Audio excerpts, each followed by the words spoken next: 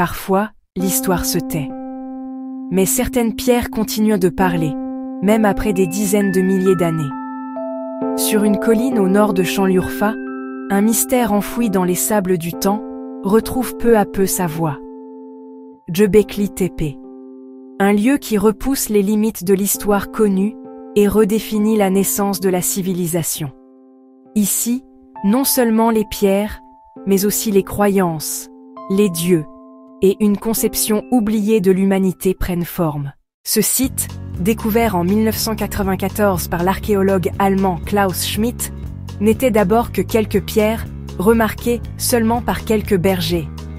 Mais à mesure que les fouilles avançaient, les structures qui ont émergé étaient assez spectaculaires pour changer le cours de l'histoire humaine. Car Göbekli Tepe a été construit il y a environ 12 000 ans.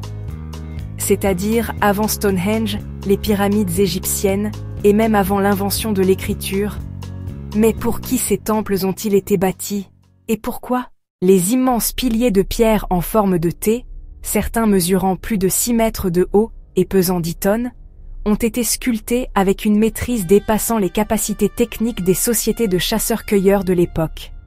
Et sur eux, des dizaines de figures, renards, scorpions, serpents, lions, cigognes et créatures inconnues.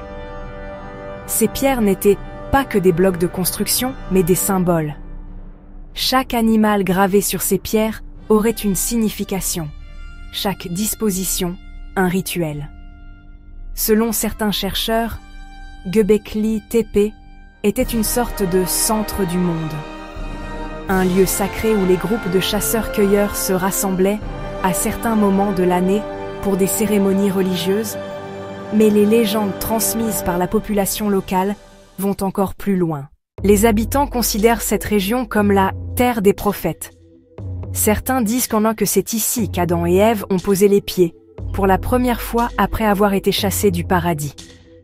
Dans certaines histoires, il est dit qu'au centre de Göbekli Tepe, il y avait un arbre interdit, et que c'est ici que les dieux ont laissé la première connaissance, ou le premier péché.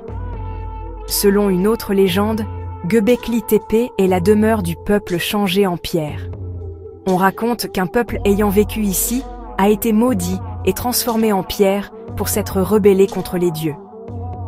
Les colonnes que l'on voit aujourd'hui seraient en réalité les corps pétrifiés de ces gens.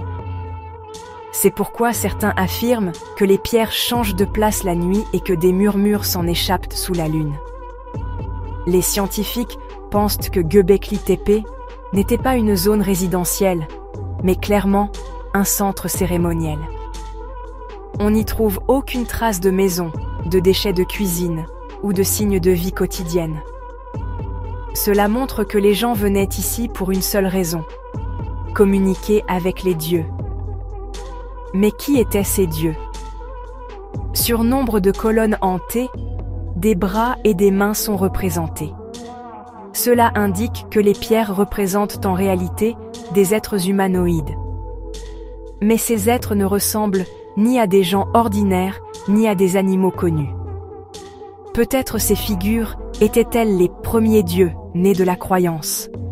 Peut-être ces temples étaient-ils les premiers lieux où l'humanité a tenté de prier devant la nature, d'interroger l'au-delà et de donner un sens au ciel.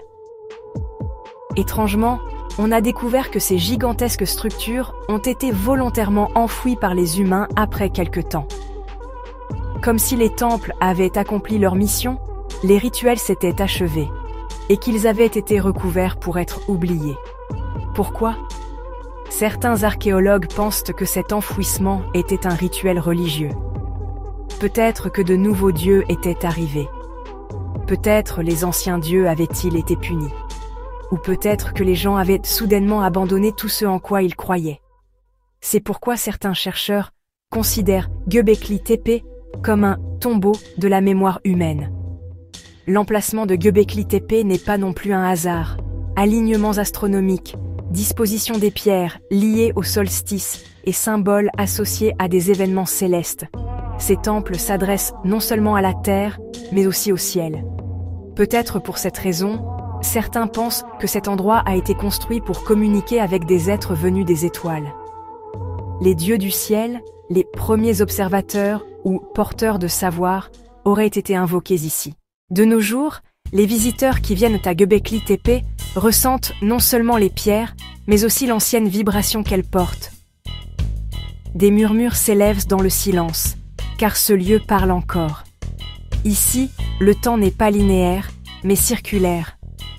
Peut-être Göbekli Tepe est-il le temple du futur, et non du passé. Protégé par l'UNESCO, ce site attire chaque année des milliers de chercheurs, d'artistes et de personnes en quête spirituelle. Mais Göbekli Tepe n'est pas encore entièrement fouillé. On sait qu'il y a au moins 15 autres structures circulaires sur la colline. Ce que nous voyons n'est que la partie émergée de l'iceberg. Ce qui est enfoui dessous, ce n'est pas seulement de la pierre, c'est la quête infinie de l'humanité en son sein. Peut-être Göbekli Tepe est-il la plus ancienne prière gravée dans la mémoire collective humaine. Peut-être qu'un jour, quelqu'un y a chuchoté « Toi qui nous observes depuis le ciel, nous as-tu oubliés, ou est-ce nous qui t'avons oublié ?» Rejoignez-nous dans ce voyage mystérieux. N'oubliez pas de liker, de vous abonner et de partager vos impressions en commentaire.